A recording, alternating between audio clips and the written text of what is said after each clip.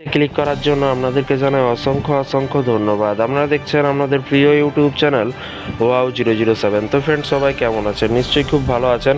বড় সুখবর, সরকারি কর্মচারীদের কি বলা হয়েছে চলুন বিস্তারিত জেনে নেওয়া যাক। ডিএ এখানে বলা হয়েছে সরকারি কর্মীদের ডিএ বেড়ে যাচ্ছে 3%। পুজোর আগেই ঘোষণা।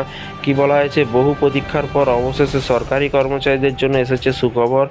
আগামী সেপ্টেম্বরে কেন্দ্রীয় সরকার সরকারি কর্মচারীদের মহার্ঘ ভাতা বা ডিএ বাড়ানোর সিদ্ধান্ত নিয়েছে। পুজোর আগে এই ঘোষণা সরকারি কর্মচারীদের জন্য উচ্ছ্বাসের ঢেউ তুলেছে এবং সরকারি সূত্র অনুযায়ী সেপ্টেম্বর মাসের শুরুতেই সরকারি কর্মচারীদের ডিএ 3% বৃদ্ধি পাবে। এর ফলে বর্তমানে 50% ডিএ বেড়ে হয়ে যাবে কিন্তু 53%। চলতি বছরের শুরুতেই লোকসভা ভোটের আগে কিন্তু 46% হারে মহার্ঘ ভাতা পাচ্ছিলেন কেন্দ্রীয় সরকারি কর্মচারীরা, যা পরে কিন্তু 50%তে পৌঁছেছে। এবার আরও কিন্তু 3% বৃদ্ধি পাবে। 3% কিন্তু বৃদ্ধি পাবে কর্মচারীদের মধ্যে আন্দোলনের বন্যা বইছে এবং সেপ্টেম্বর মাসের আগেই মহার্ঘ ভাতার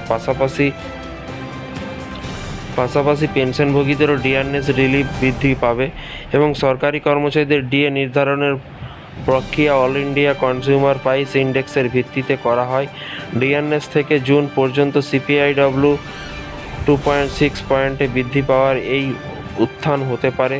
বর্তমানে 50.28% থেকে ডিএ বেড়ে 53.36% হতে পারে। এছাড়াও সরকারি কর্মচারীদের 18 মাসের বকেয়া ডিএ প্রদান হতে পারে, যা করোনাকালীন সময়ে আটকে ছিল।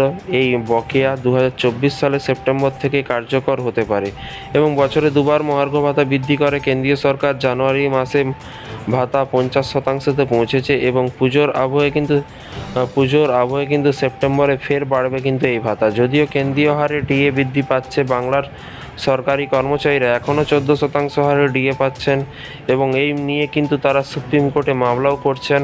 এই সুখবরের ফলে সরকারি কর্মচারীদের মধ্যে কিন্তু উদ্দীপনা ও আন্দোলনের সঞ্চার হয়েছে, যা পুজোর উৎসবে এক নতুন মাত্রা যোগ করবে। তো ফ্রেন্ডস, বিষয়টি বুঝতে পারছেন। এই ছিল আজকে একটি ছোট্ট আপডেট। এই ধরনের প্রতিদিন সরকারি কর্মচারীদের আপডেট পেতে চ্যানেলটিকে সাবস্ক্রাইব করে পাশে থাকা বেল আইকনটিতে প্রেস করে রাখতে ভুলবেন না। Thank you.